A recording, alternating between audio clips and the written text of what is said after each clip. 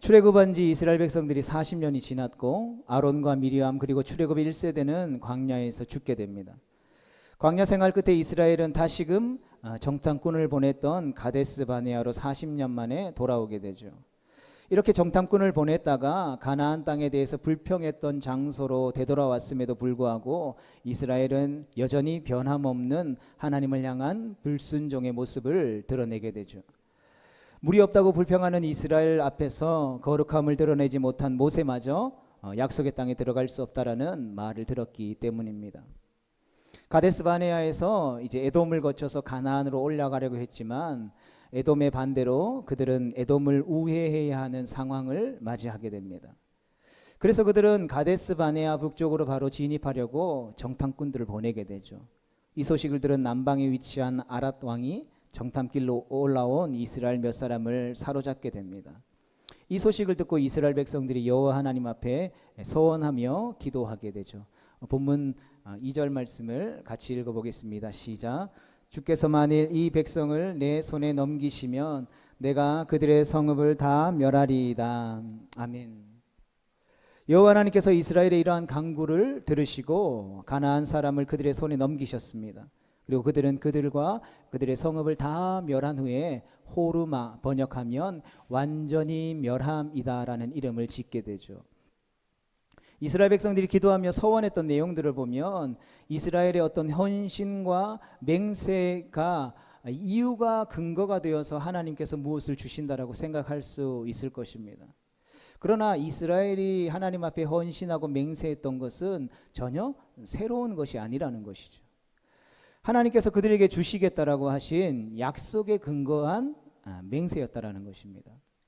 따라서 이스라엘이 하나님 앞에 기도하면서 서원했던 그 내용은 어떤 그들의 경건한 마음에서부터 우러나오는 하나님을 향한 간구가 아니라 하나님께서 이미 주시겠다라고 하셨던 약속대로 한 것이고 또 그 약속을 믿고 의지할 테니 좀 도와달라라는 간구였다라는 것이죠. 성도 여러분, 우리는 하나님께서 말씀하신 대로 순종하는 것이 우리의 삶을 통해서 거룩을 드러내는 길인 줄 믿습니다. 맹세라고 하는 것은 아무런 능력이 없는 부패한 자기 자신에게 해서는 안 되는 것이죠. 우리는 맹세를 성취할 힘도 없는 존재인 것입니다. 우리 자신은 대부분 약속대로 믿음의 용기를 발휘하지 않고 그 약속을 끝까지 나아가고 믿는 일조차 하지 않는 게으른 존재일 뿐인 것입니다.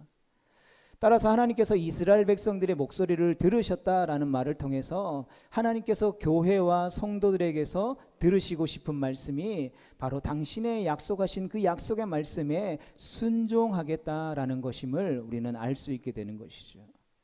우리가 우리를 부르신 삶의 자리 가운데에서 믿음으로 살아가고 우리에게 주어진 신앙생활을 해 나아간다라는 것이 어떤 막 기발한 것을 고안해내서 막 하나님의 마음을 조종하려 하거나 하나님과 거래하려 하거나 하나님을 움직이려는 것은 어리석은 사람의 생각이라는 것이죠. 하나님을 알지 못하는 사람들의 생각일 뿐이라는 것입니다. 하나님께서는 이미 예언되어진 완성되어진 이 성경 66권의 하나님의 완전하신 말씀과 그 말씀에 기록된 약속을 따라서 그것을 붙잡고 간절히 기도하고 그 하나님의 뜻에 복종하겠다라고 헌신과 다짐하는 성도의 기도를 들으시고 응답하셔 주시는 것입니다. 또한 그 성읍을 완전히 다 멸했다라는 것은 하나님의 진노하심에 따른 것입니다. 이미 하나님께서 다 멸하시겠다라고 선언하셨던 내용인 것이죠. 이스라엘은 그 명령대로 이제 순종하고 있는 것입니다. 때로는 긍휼과 자비를 기대했지만 하나님께서는 그들을 다 진멸할 수밖에 없다라고 심판을 내리셨기 때문에 이스라엘 백성들은 다 진멸한 것이죠. 때때로는 우리는 살아가면서 이렇게 다 멸하지 않아도 되지 않을까라는 생각을 하곤 하죠. 하나님 너무 좀 과한 거 아니신가? 라는 생각들을 인간적으로 할 때가 있다라는 것이죠. 이런 구약에 나오는 하나님의 어떤 정복 전쟁, 하나님의 영적인 이 전쟁들을 바라볼 때에 우리가 너무 오늘날 이 세상 가운데 만연해 있는 인문학적인 관점으로 계속해서 이 말씀을 들여다보면 뭔가 하나님이 너무 하시다는, 하나님이 꼭 그렇게 해야만 다 속이 후련하셨을까라는 생각들을 하게 되는 것이죠. 그래서 그런 하나님이라면 조금 멀리하고 싶은, 뭔가 우리와는 다른 것 같은 그러한 생각들을 하게 된다라는 것이죠. 그러나 아니라는 것이죠. 성경은 우리에게 분명히 이야기하고 있습니다. 뭐라고 말하고 있습니까? 다 멸하라고 하는 것이죠. 우리가 이것을 영적인 차원에서 말하면 우리의 삶에 하나님이 기뻐하시지 않는 말과 생각과 행동들이라고 하는 죄의 모양들이 수시로 나타나죠. 그런데 때로는 이렇게 좀 뭐 직장 생활하면서 누가 술 한잔 권하면 그거 뭐 단칼에 딱 거절하면은 좀 너무 모진 것 같고 인간미 없는 것 같으니까 어떨 때는 한 잔 받기도 하고 어떨 때는 좀 거절하기도 하고 좀 유도리 있게 사람이 그렇게 생활해야 되는 거 아니야라고 생각하는 성도들이 매우 많다라는 것이죠. 친구들과 지내면서 친구들이 사용하는 그 말 하나님이 기뻐하시지 않는 언어 습관이라는 걸 다 알면서도 그냥 이렇게 너무 친구들이 사용하는 언어를 내가 안 사용하면 친구들과 친해질 수 없고 친해질 수 없으면 복음을 전할 수 없으니까 친구들이 하는 말도 조금 섞어서 써볼까 생각할 수도 있다라는 것이죠. 그러나 우리 주님이 뭐라고 말씀하십니까? 죄는 다 제거해야 된다는 것이죠. 죄는 다 하나도 남기지 않아야 한다라고 우리에게 분명히 말씀하고 있는 것이죠. 여러분, 만약 그 성읍을 다 멸하지 않고 여전히 그 성읍의 문화와 편의시설과 좋은 것들을 남겨두었다면 이스라엘은 그곳에 머무르려고 했을 것입니다. 여러분, 이 땅에서 살아가면서 내가 원하는 것, 내가 바라는 것, 모든 것 다 이루고 다 할 수 있다면 저 천국 본향을 소망하겠습니까? 저 높은 곳을 향해서 내가 이 땅의 것은 잠깐 있다 사라지는 안개와 같은 거니까 나그네 삶이니까 이것에 집착하지 않고 내가 저 높은 곳을 바라보겠습니까? 하겠습니까? 쉽지 않다라는 것이죠. 마찬가지로 죄를 우리의 삶 가운데 다 제거하지 않으면 죄된 감정과 성향은 언제라도 우리의 발목을 잡을 수 있는 우리의 신앙생활의 가시가 될 수 있다라는 것이죠. 그러하기에 주님은 영적인 차원에서 완전히 멸하고 다 제거하라고 우리에게 말씀하고 있다라는 것이죠. 이스라엘은 이제 에돔을 우회하려고 다시 남쪽으로 내려와 긴 여행을 하게 됩니다. 그런데 그 과정에서 오늘 본문 말씀에 보면 악의적인 불평을 이스라엘 백성들이 쏟아내게 되죠. 본문 4절과 5절 말씀을 같이 읽어보겠습니다. 시작. 백성이 호르산에서 출발하여 홍해길을 따라 에돔 땅을 우회하려 하였다가 길로 말미암아 백성의 마음이 상하니라. 백성이 하나님과 모세를 향하여 원망하되 어찌하여 우리를 애굽에서 인도해내어 이 광야에서 죽게 하는가? 이곳에서는 먹을 것도 없고 물도 없도다. 우리 마음이 이 하찮은 음식을 싫어하노라 하매. 아멘. 이런 가나안으로 이스라엘 백성들이 광야에서 올라갈 때에 이 에돔을 통과하는 것이 편한 길이라는 것이죠. 그런데 에돔 왕이 허락하지 않았습니다. 그는 전쟁을 불사했습니다. 결국 이제 직진해서 통과할 수 없으니까 우회로를 해서 통과하는 과정 가운데 이스라엘 백성들의 문제가 발생한 것이죠. 어떤 문제입니까? 이렇게 가면 바로 도착할 수 있는데 이렇게 갈 수 없어서 돌아가야 하는 일 때문에 이스라엘 백성들이 마음이 어떻게 됐다고요? 상했다라는 것입니다. 이 마음이 상했다라는 이 원래 뜻은 히브리어로 칼자르라는 단어인데 짧게 하다, 짧게 자르다, 잘라내다라는 의미를 가진 단어입니다. 즉 이스라엘 백성 그들의 마음이 짧아졌다라는 것이죠. 오래 참고 인내하는 하나님의 성품이 짧아졌다라는 것입니다. 그들의 인내는 바닥났고 하나님의 명령대로 하려는 마음의 여유를 잃어버리고 뜻대로 되지 않자 원망하는 마음이 생겼다라는 것이죠. 성도 여러분, 우리의 마음이 상하게 되면 아주 사소한 것조차도 불평거리가 됩니다. 무엇을 이스라엘 백성들이 불평하게 됩니까? 어찌하여 우리를 광야에서 죽게 하느냐 불평하는 것이죠. 광야 자체를 불평하는 것입니다. 우리에게 주어진 인생 자체를 부정하게 되는 것이죠. 또 먹을 것이 없다라고 불평합니다. 그러나 이스라엘 백성들 가운데는 40년 동안 늘 끊이지 않았던 만나와 메추라기가 있었다라는 사실들을 우리는 잘 알고 있죠. 또 무엇이 없다라고 말합니까? 물이 없다라고 말하죠. 바로 얼마 전에 무리바 물 사건에서 하나님께서 그들이 물을 마실 수 있도록 어떻게 조치하셨는지를 우리가 목격했지 않습니까? 그들은 반석에서 물이 터져 나오는 기적을 목격했음에도 불구하고 얼마 지나지 않아 그들의 마음이 상했고 불평이 터져 나와서 물이 없다라고 불평하고 있는 것이죠. 이처럼 하나님을 향한 감사와 존중이 사라지게 되면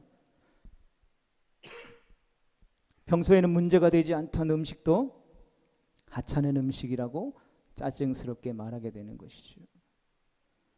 우리의 신앙생활이 인생이 잘 풀릴 때는 하나님이 함께 하신다, 하나님이 은혜를 베풀어 주신다, 참 문제 없지만 우리의 인생에 조금이라도 광야를 마주하게 되면 우리는 하나님이 우리 가운데 베풀어 주셨던 그 은혜들을 망각해버리고 하나님 앞에 불만하는 것이죠.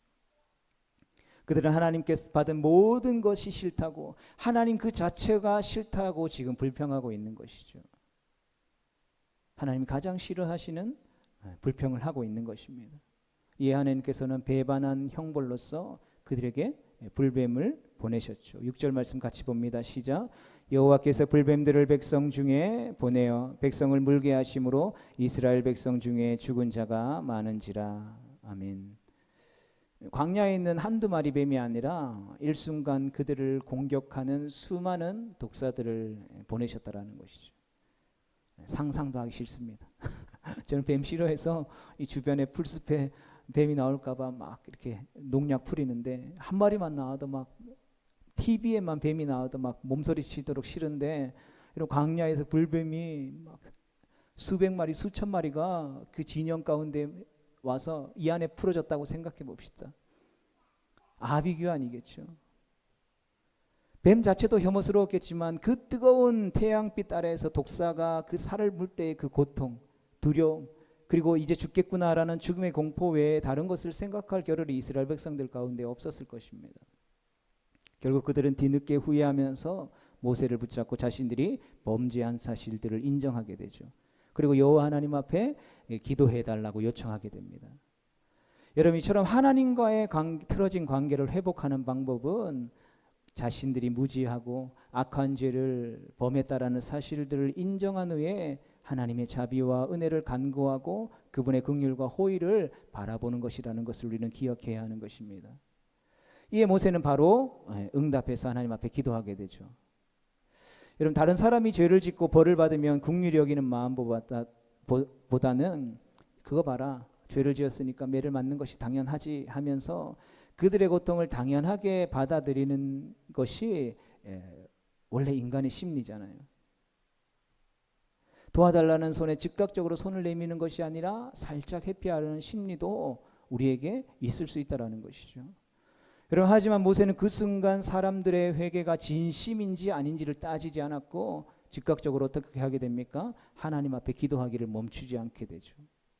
그들이 여러 차례 끊임없이 불평하고 하나님을 대적하는 불순종의 사람인지 알면서도 불구하고 모세는 하나님 앞에 중보자로 부름받은 자기의 역할을 감당해 나아갔던 것입니다.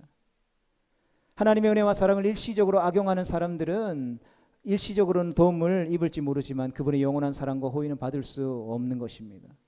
악인들도 일시적으로는 죄에서 돌아서서 공경을 피할 수 있지만 죄에서 완전히 돌아서지 않는다면 그 죄의 형벌을 다시금 받을 수밖에 없다라는 것이죠. 그러니 모세의 간대함처럼 악에서 돌이켜 회개하고 도와달라고 하는 손길에 우리는 늘 열려 있을 수 있어야 하는 것입니다. 왜 그렇습니까? 하나님은 우리를 심판자로 부르신 것이 아니라는 것이죠. 우리를 하나님은 중보자로 부르셨지 심판자로 부르셨지 않다라는 것입니다. 심판자는 오직 하나님 한 분밖에 없다라는 것이죠. 그러하기에 모세는 지금 자기의 역할, 자기의 사명에 충실했다라는 것입니다.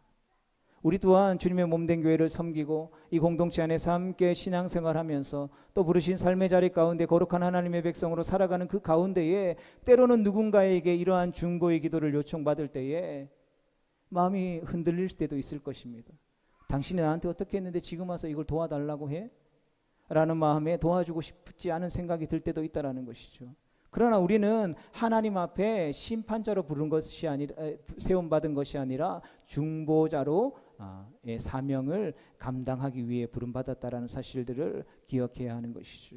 그러기에 어떤 상황과 어떠한 형편에서든지 간에 그 영혼을 위해서 하나님 앞에 기도해 줄 수 있는 우리가 되어야 할 줄 믿습니다. 모세의 기도를 통한 하나님의 처방은 이제 놋뱀을 만들어서 들고 그것을 쳐다보면 낫게 하겠다라고 하신 것이죠. 여러분, 독사에게 물리는 그 상황 속에서 놋뱀을 쳐다보면 산다라는 말이 얼마나 여러분 효과적일까요? 그러나 사람들은 자신들이 이해할 만한 처방을 받았다면 그것을 하나님의 능력과 은혜로 생각하지 않았을 것입니다. 독사에 물렸으니까 물에 가서 씻어. 아니면 모세 나의 종에게 가서 모세에게 그 상처를 만져달라고 해. 이처럼 좀 더 현실적인 처방, 그것들을 기대하는 사람은 놋뱀을 보면 낫게 하시는 하나님의 은혜와 능력을 경험하지 못했다라는 것이죠. 여러분, 놋뱀을 보기만 하면 낫는다, 고침받는다, 회복된다라는 것은 하나님이 제시하셨는데 왜 그런 말도 안 되는 처방을 받아야 하는지 의심하는 자도 광야에서 죽음을 당했다라는 것을 우리는 기억해야 합니다. 여러분, 높이 들린 놋뱀을 바라보는 이 하나님의 처방은 하나님의 말씀에 순종하느냐 순종하지 않느냐에 대한 시험이라는 것을 우리는 기억해야 합니다. 하나님을 향한 신뢰가 있느냐 없느냐의 시험이었다라는 것이죠.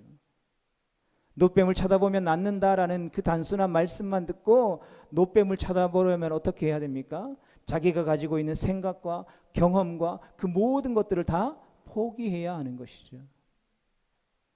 인간적인 생각은 어떻습니까?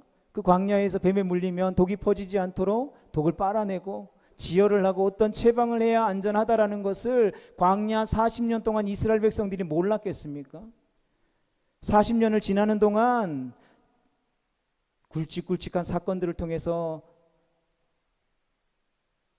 해왔던 경험들, 자기 생각들, 자기 노력들을 다 내려놓고 오롯이 하나님의 뜻과 하나님의 능력만을 바라보아야만 했다라는 것이죠.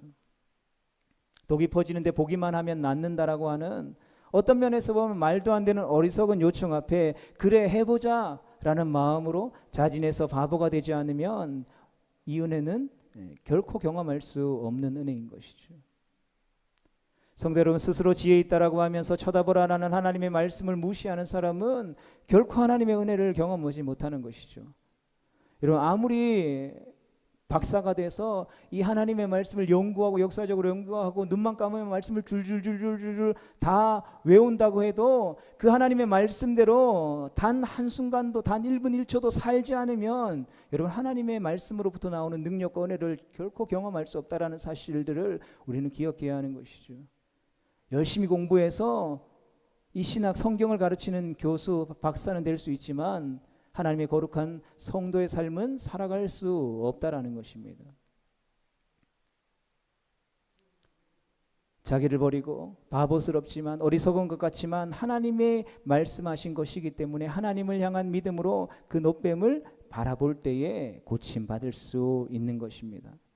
예수님께서는 높이 들린 뱀을 당신에게 비유하셨죠. 요한복음 3장 14절과 15절의 말씀 같이 봅니다. 시작. 모세가 광야에서 뱀을 든 것 같이 인자도 들려야 하리니 이는 그를 믿는 자마다 영생을 얻게 하려 하심이니라. 아멘. 높이 들린 뱀을 믿음으로 보는 사람이 산 것처럼 바로 십자가에 달린 예수 그리스도를 믿음으로 바라보는 사람이 산다라고 말씀하셨던 것이죠. 영적인 그 사단의 뱀에 물려 죽을 수밖에 없었던 우리를 향하여서 주님은 단 한 가지의 말씀을 말씀해 주는 것이죠. 십자가에 달린 예수 그리스도를 바라볼 때에 너희가 구원을 얻을 것이다. 십자가에 달린 예수님을 사람의 지혜와 지식과 가치관으로 바라보면 어리석죠. 하나님의 아들이 육신의 모양으로 오셔서 육신의 죄를 깨끗하게 하실 수 있는 여러 방법이 있음에도 불구하고 왜 십자가에서 죽으심으로 죄를 멸하시는 것일까요? 사람들의 눈에 보면 십자가는 실패입니다. 그렇겠죠. 여러분, 오늘날 교회를 바라보는, 성도를 바라보는 삶의 시선들도 마찬가지인 것이죠. 교회가 뭔가 좀 번듯해야 되고 좀 있어 보여야 되고 예수 믿는 사람이라면 잘 살아야 되고 깔끔해야 되고 뭔가 좀 달라 보여야 한다라는 생각들이 바로 여기 있는 것이죠. 여러분, 그런 관점에서 보면 뭔가 실패하는 것 같고 뭔가 좀 합리적이지 않는 방법들을 교회가 사용하는 거 보면 다 부정적으로 바뀌는 것이죠. 여러분, 그런 교회의 능력이 있을까요? 여러분, 그러한 교회에 주님의 임재하심이 있을까요? 살아계신 하나님의 말씀을 선포받고 그 말씀 앞에 아멘으로 순종하여 부르신 삶의 자리 가운데 나아가 그 말씀으로 살아내기 위한 몸부림치는 그 믿음의 선한 싸움이 있겠습니까? 오늘날 이 땅의 교회들이 바로 이 십자가를 실패한 것처럼 여기기에 경건의 모양은 있지만 경건의 능력을 발휘하지 못하는 것은 아닌지 돌아보게 되는 것이죠. 그들은 십자가에 죽도록 두신 하나님 아버지에게 실망하고 그리스도의 십자가를 조롱합니다. 이것이 스스로 지혜롭다라고 말하는 사람들의 평가인 것이죠. 그러나 거기에 하나님의 깊고 은밀하신 지혜가 나타나고 있는 것을 보게 됩니다. 우리 고린도전서 1장 18절에서 21절 말씀을 같이 봅니다. 시작. 십자가의 도가 멸망하는 자들에게는 미련한 것이요 구원을 받는 우리에게는 하나님의 능력이라. 기록된 바 내가 지혜 있는 자들의 지혜를 멸하고 총명한 자들의 총명을 폐하리라 하였으니 지혜 있는 자가 어디 있느냐 선비가 어디 있느냐 이 세대의 변론가가 어디 있느냐 하나님께서 이 세상의 지혜를 미련하게 하신 것이 아니냐. 하나님의 지혜에 있어서는 이 세상이 자기 지혜로 하나님을 알지 못하므로 하나님께서 전도에 미련한 것으로 믿는 자들을 구원하시기를 기뻐하셨도다. 아멘. 성도 여러분, 사람들은 표적을 구하고 지혜를 찾지만 우리는 십자가에 못 박히신 그리스도를 전하는 것입니다. 이것이 표적을 구하는 유대인들에게는 세상 사람들에게는 거리는 끼는 것이고 지혜로움을 찾는 이방인들의 눈에는 미련하게 보일 뿐이라는 것입니다. 그러나 오직 믿음으로 바라보는 하나님의 부르심을 입은 자녀들에게는 그리스도와 그분이 지신 십자가가 하나님의 능력이요 하나님의 지혜인 것입니다. 그러하게 세상적인 관점으로 보면 실패한 것 같고 이것이 아닌 것처럼 보인다 할지라도 우리가 예수 그리스도의 십자가를 바라보고 십자가를 붙들고 오직 말씀에 순종하는 믿음의 삶을 살려고 몸부림친다면 그것은 세상의 평가와 상관없이 성공한 것이고 그것이 지혜 있는 것이고 그것이 청명한 것이라는 것을 우리는 반드시 기억해야 하는 것입니다. 여러분, 이 믿음이 없으면 이 부르신 삶의 자리 가운데 이 마지막 시대에 우리를 허락하신 삶 속에서 믿음으로 산다라는 것은 거의 불가능하다라고 보아져야 하는 것이죠. 여러분, 세상 속에 살아가면서 성공하지 않고 출세하지 않고 명예를 얻지 않고 힘과 능력을 얻지 않고 어떻게 세상 속에서 살아갑니까? 그것들을 얻지 않으면 도태되어질 수밖에 없는 존재가 사람이죠. 오늘날 우리가 살아가는 이 시대입니다. 그런데 교회는 그것이 없어도 우리가 지혜롭고 승리하고 성공할 수 있다고 말하죠. 세상 사람들이 보면 미련하고 지혜롭지 못하다라고 평가할 만하다라는 것이죠. 그러나 주님의 말씀 우리에게 분명히 말씀하고 있는 것이죠. 어떤 우리의 지식과 가치와 능력과 어떠한 것을 바라는 것이 아니라 하나님이 말씀하신 그 말씀에 순종할 수 있느냐, 오직 믿음으로 주님을 바라볼 수 있느냐, 믿음의 선진들이 그렇게 미련하다라고 했던 걸어왔던 그 길을 너도 오늘 걸어갈 수 있느냐를 묻고 있다라는 것이죠. 하나님께서 하신 일이 미련해 보일 수도 있겠지만 그 십자가가 사람의 지혜보다 하나님의 약한 것보다 강하다라는 것을 우리는 기억할 수 있어야 하는 것입니다. 성도 여러분, 예수 그리스도의 십자가를 하나님께서는 만민의 기호로 삼으셨습니다. 모든 사람들이 보게 될 유일한 깃발로 삼으셨다라는 것이죠. 누가복음 23장에 나오는 그 예수님의 십자가에 함께 달린 한 강도는 믿음의 눈으로 예수님을 바라보며 그분께 간구했습니다. 독사에게 물려 거의 죽게 될 자리에서 구원의 자리로 옮겨지게 되었다, 이 말입니다. 마귀가 독을 품고 우리를 물어뜯고 있는 상황에서 우리가 치료되고 회복되고 온전함을 누릴 수 있는 길은 세상이 말하는 돈이나 성공이나 권력이 아니라 예수 그리스도의 십자가를 바라보는 것입니다. 여러분, 우리를 부르신 삶에서 이 십자가를 바라보는 삶이 무엇입니까? 여러분들의 삶을 일일이 하나씩 다 알지 못하기 때문에 그것이 무엇이다라고 말씀드릴 수 없지만 우리가 그 십자가를 바라볼 때에 주님께서 보여주시는 것이 있다라는 것이죠. 그 보여주시는 것을 우리가 굳게 붙잡을 수 있게 되기를 주님의 이름으로 축복합니다. 우리가 가진 세상이 요구하는 그 모든 것들을 내려놓고 믿음으로 우리의 마음과 지각을 그리스도께로 향하는 것입니다. 그리스도를 믿음으로 보지 않을 때에 결국 그 마음은 우상을 향할 수밖에 없는 것이죠. 하나님을 원천적으로 부정하고 불평과 불만으로 우리의 삶을 무너지게 할 뿐이라는 것이죠.